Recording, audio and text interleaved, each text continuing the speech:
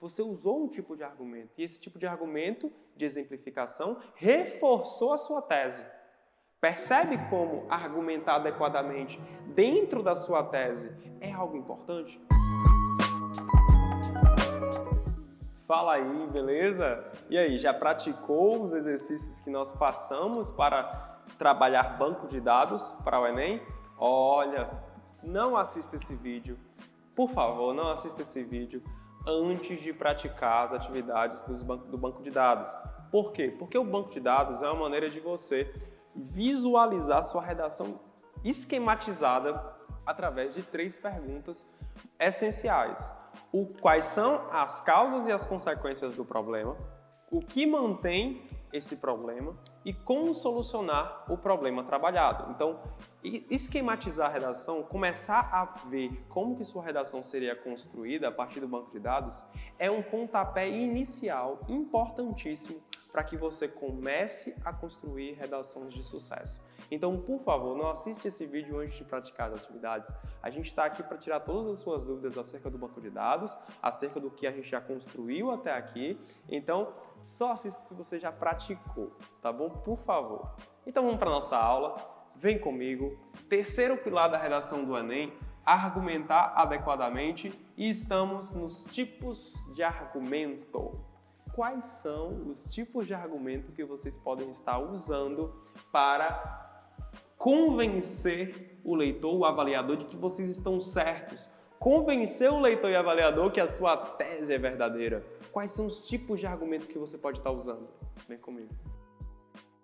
Primeiro tipo de argumento, causa e consequência. Causa e consequência, André? Sim. Causa e consequência, inclusive, para você que já praticou o banco de dados, é uma ferramenta espetacular. O tipo de argumento causa e consequência é baseado no banco de dados. É construído no banco de dados. Você tem as raízes do problema e você tem os frutos desse problema. Todos eles estão no banco de dados, o que vocês acabaram de aprender na aula anterior. Então, gente, foca. Se você tem o banco de dados, você consegue usar esse tipo de argumento, o argumento de causa e consequência, que é justamente pegar as raízes do problema, aquilo que está sendo o ponto de partida, o estopim do problema, é a fagulha que faz o problema acontecer, e pegando as consequências, que é justamente aquilo que traz de imediato o resultado imediato ao problema, e jogando na sua redação, encaixando na sua redação. Mas de que forma a gente vai encaixar? De que maneira a gente vai encaixar? Utilizando mecanismos linguísticos. A gente não chegou lá ainda, mas nós vamos chegar num ponto aqui no curso que vocês vão entender como usar mecanismos linguísticos na hora de fazer o perfeito encaixe entre ideias que se completam. Causa e consequência, né? Quando eu olho para causas e consequências, eu olho para ideias que se completam. Não sei vocês, mas é isso. Vocês vão pegar quais os frutos do problema, por exemplo, do lixo. Quais são os frutos do lixo eletrônico do vídeo anterior? Quais são os frutos? Quais são as consequências imediatas? Poluição de rios e mares, poluição dos solos, não é? Problema seríssimo.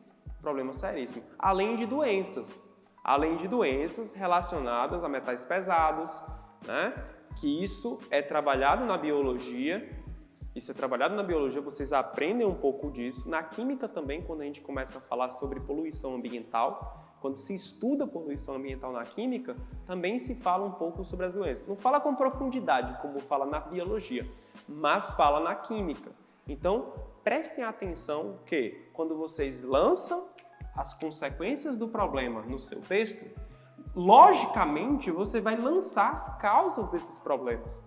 As raízes desses problemas, os estopins desses problemas, as fagulhas que fazem o problema nascer, funcionar, iniciar. Então, olha como é interessante você usar causa e consequência como tipo de argumento na hora de convencer o leitor, provar para o leitor, provar para o avaliador que a sua tese, lembra dela, é a nossa bússola, nosso norte, está correta.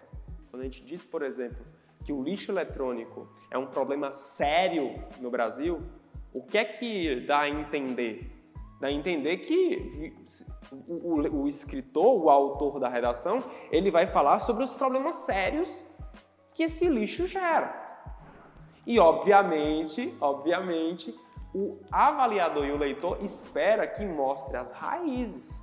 Porque não adianta nada você criticar, você falar, você problematizar sobre um assunto que você não traz de onde está nascendo. As raízes, de onde ele inicia. Não faz sentido. Não faz sentido. Tá bom? Então, olha que bacana esse tipo de argumento. Gostou? Vamos para o próximo? Vamos lá. Causas e consequências. Segundo tipo de argumento, e esse aqui eu gosto muito. Eu gosto muito desse tipo de argumento. Argumento de comparação. Existem dois tipos de comparação, por semelhança e comparação por contraste.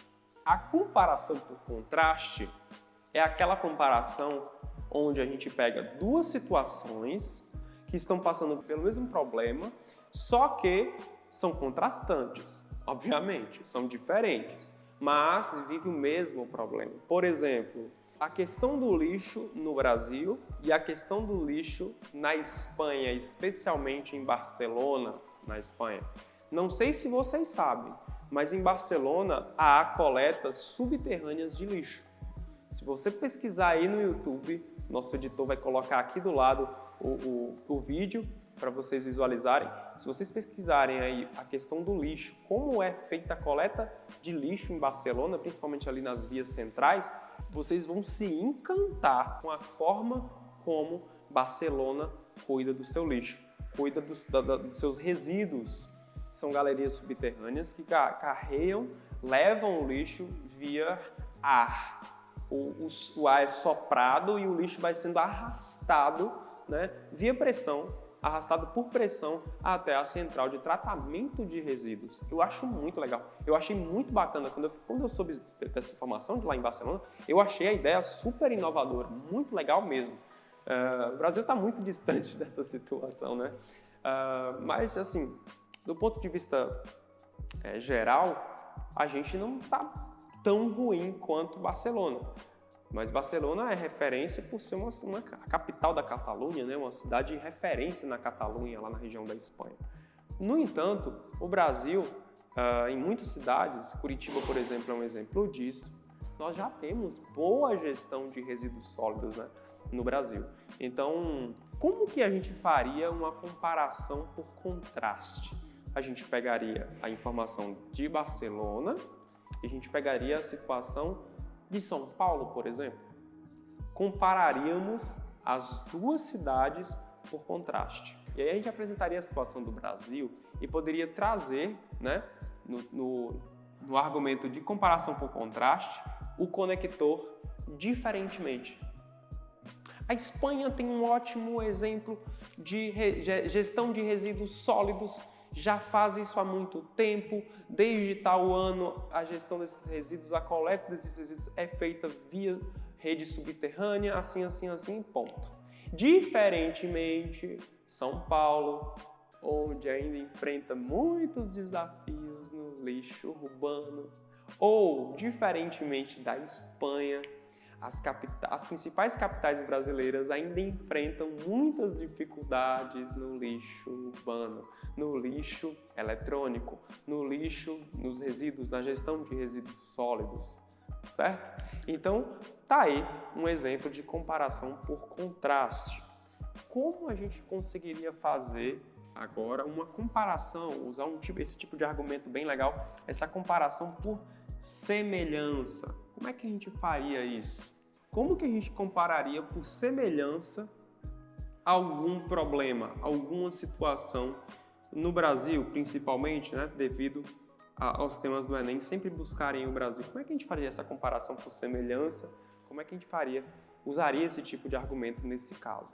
Bom, a gente pode estar comparando situações e são situações que se aproximam bastante. A gente pega dois temas que sejam parecidos, situações parecidas e coloca uma de frente para a outra, uma relacionada à outra. Como é que a gente faria isso? Se a gente tem, por exemplo, duas cidades muito parecidas em relação à gestão do lixo, e são excelentes, São Paulo, por ser a principal capital brasileira, tem evoluído muito na gestão do lixo. Igualmente, o Rio de Janeiro, que enfrenta muitos desafios, desde a violência, desde a gestão de serviços públicos, agora tem adotado medidas parecidas com as medidas de São Paulo. E aí você consegue fazer uma semelhança, uma comparação por semelhança das duas cidades. Esse também é um tipo de argumento, a comparação por semelhança, tá bom? Outro tipo de argumento, vamos lá, exemplificação. Como que seria essa exemplificação? Vamos lá, vamos escolher um tema. Vamos voltar para aquele primeiro tema que a gente conversou no início do nosso curso, a persistência da violência contra a mulher na sociedade brasileira, tema de 2015 do Enem. Gente, toda vez que vocês forem usar exemplificação, foquem em um fato de conhecimento geral. Quando vocês forem exemplificar, quando vocês forem usar esse tipo de argumento, o argumento de exemplificação, foquem em trazer um exemplo de conhecimento geral. Dentro desse tema de 2015, a gente poderia estar citando aquela violência, né, contra a Tatiane Spitz, né, aquela moça que foi violentada dentro do carro pelo marido, pelo namorado, não lembro, e subindo o elevador também, saiu correndo para o apartamento e foi lançada, se não me engano, do quarto andar, e a polícia chega 3, 4 minutos depois. Então a gente poderia estar citando esse fato de conhecimento geral, saiu nos jornais, nos principais jornais, para exemplificar o tema que a gente estava falando, o tema que a gente está escrevendo, a tese que a gente está defendendo. Se vocês lembrarem da tese apresentada no tema de 2015, por mim, a gente fala sobre o fato recorrente, que a violência contra a mulher é fato recorrente no Brasil. Você poderia começar assim, lá no D1. Você poderia começar assim, ou inclusive na introdução. Depois de lançar o fato recorrente, a violência contra a mulher é fato recorrente no Brasil, você poderia estar lançando. Muito visto nos jornais, como por exemplo o caso da morte da Tatiane Spitz, né, que foi violentada pelo namorado, pelo marido, não lembro, veiculada em vários jornais de notícia brasileiro, por exemplo, o Jornal Nacional. Ponto. Depois você faria o quê? Você fecharia a sua ideia. Então, você usou um tipo de argumento, e esse tipo de argumento de exemplificação reforçou a sua tese. Percebe como argumentar adequadamente dentro da sua tese é algo importante? E o exemplo aqui, o nosso tipo de argumento de exemplificação faz muito sentido, principalmente quando nós temos exemplos de conhecimento geral sobre o assunto. Conseguiu compreender? Conseguiu ver como os tipos de argumentos são importantes e o argumento de exemplificação é interessantíssimo para exemplificar um assunto de conhecimento geral dentro de uma discussão de problema social, como é o caso da violência contra a mulher? Então, amarra, guarda, anota no caderninho aí esses 3 tipos de argumento e o que eu coloquei para vocês, para que vocês não percam. E vamos para o último tipo de argumento desse vídeo, que é o argumento de autoridade. O argumento de autoridade é aquele argumento que utiliza da fala de alguém, utiliza a citação de alguém ou utiliza um órgão referência no tema, um cientista que é referência no tema, uma instituição que responde pelo tema. Quer um exemplo? Vamos falar sobre as delegacias, ainda dentro do tema de 2015.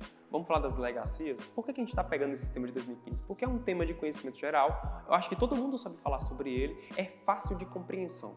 Então, vamos continuar nesse nosso tema de 2015 para termos fácil compreensão por parte de todos os públicos que assistem esse vídeo nesse momento e está estudando, se preparando para o Enem.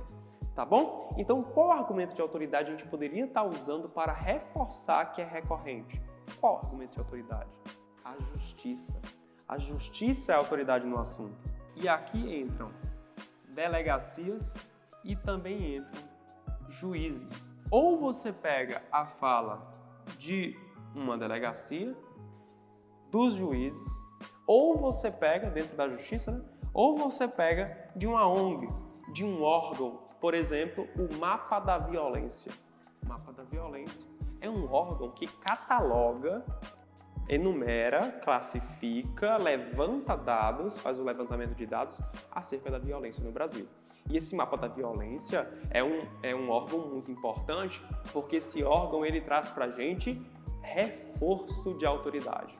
Por quê? Porque se é ele que faz o levantamento, se ele tem respaldo social, quem é que vai questioná-lo? Quem é que vai questionar uma delegacia? Quem é que vai questionar um delegado que é referência no assunto? Quem é que vai questionar, dentro de argumento de autoridade, a inteligência ou a pesquisa de um cientista? Quem é que vai questionar esses caras? Quem é que vai questionar a Organização Mundial da Saúde quando ela cita algum fato, quando ela traz algum dado? Quem é que vai questionar? Percebe? Percebe como é interessante o uso do argumento de autoridade para argumentar adequadamente? Percebe? Então, muito obrigado por assistir essa aula. Anota todos os conhecimentos discutidos até aqui e nos vemos na última aula do terceiro pilar, argumentando adequadamente. A gente se vê. Bons estudos e até a próxima aula.